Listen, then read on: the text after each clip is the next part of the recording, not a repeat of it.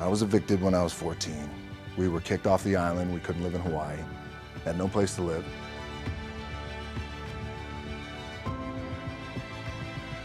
Film gives me the biggest opportunity to make the biggest impact, global impact. I don't want to make small movies. I love and respect our movie business, but I want to make big movies that do well, and when they do well, it's not the money thing, because we have money, right? Money's good. Money's good. It ebbs and flows. I always try to do big movies. It's not that I don't like small movies and I prefer big movies because of the money. It's just that I want to make global hit movies so that I can reach the whole world. I can be the reason for people being happy. It's not about money for me. It's about the people who watch my movies. I always wanted to work in different genres, and my goal was to cover as many genres as possible, even if it's action, comedy, or anything related to sports. When I was 22 years old, I played for the Canadian Football League for the first time. I was so excited, but 2 days later, I was cut from the league, and I just had $7 in my pocket. My dream was shattered and I was worried, but I never lost hope, and I tried again, and I always had faith in myself. I remember when I was 13 or 14 years old, this thing got into my mind that any successful man has a Rolex watch. After a few years, when I was finally able to earn some money, I got myself a Rolex watch. I wore it inside the ring, and while wrestling, the other man fell on my watch, and when I saw it, it was broken. I was very sad about it. I went home and thought that it was never meant to be mine. It had to break so that I could learn some lessons from it. And after that day, I never bought something like that again. It's the idea that I can impact as many people as possible with a big global movie.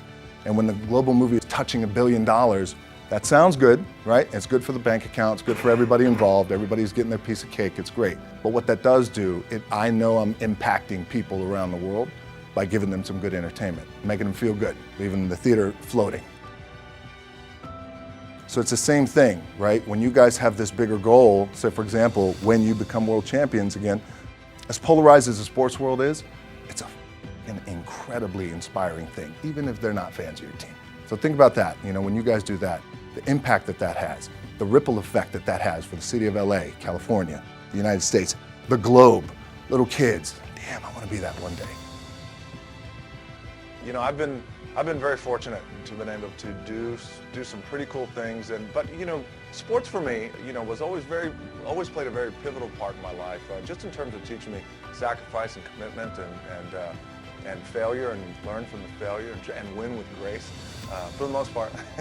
So, sports have played a very pivotal role in my life. So any opportunity I could get to, I think, extend that to kids all across the country or globally, I jump at it, and this was one of those special opportunities. Excited about that. I was able to, and we've talked about this before on the show, the goal was always to work in as many, this is my 10th year of acting, so the goal was to always work in as many different genres as possible, hopefully find success in them, but just to become a better actor and working in all these different genres. Vancouver, Canada. And look, I've dropped my blood and sweat in this city, wrestled multiple matches in this city, shot big movies in this city. But one thing that a lot of people don't know that I want to share with you guys is when I was 22 years old, I came to this city for the first time. I was playing in the Canadian Football League. Playing my first pro football game. I was playing for the Calgary Stampeders. We were playing the BC Lions. I was so excited. 2 days later, I got cut. The dream shattered. Sent home with $7 in my pocket. I was like, wait, no, I gotta play in the NFL eventually. Those are my big goals, that's my dream. You realize that playing in the NFL was the best thing that never happened,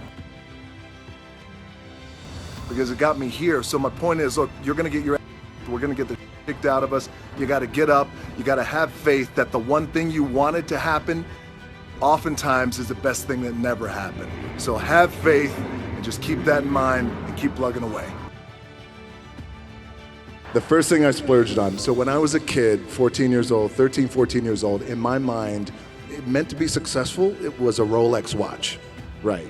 So there was such a valuable lesson out of this. So I thought for years, oh wait, every successful man has a Rolex watch and has diamonds in it. So when I finally was making a little bit of money, and this was in 1999, and I thought, okay, and this, by the way, I was still living in an apartment. So I thought, this is it, I'm gonna splurge, and I went and I got myself a Rolex, And I wore it at that time I was wrestling. I wore it in the ring, not for a match, but I was doing an interview in the ring.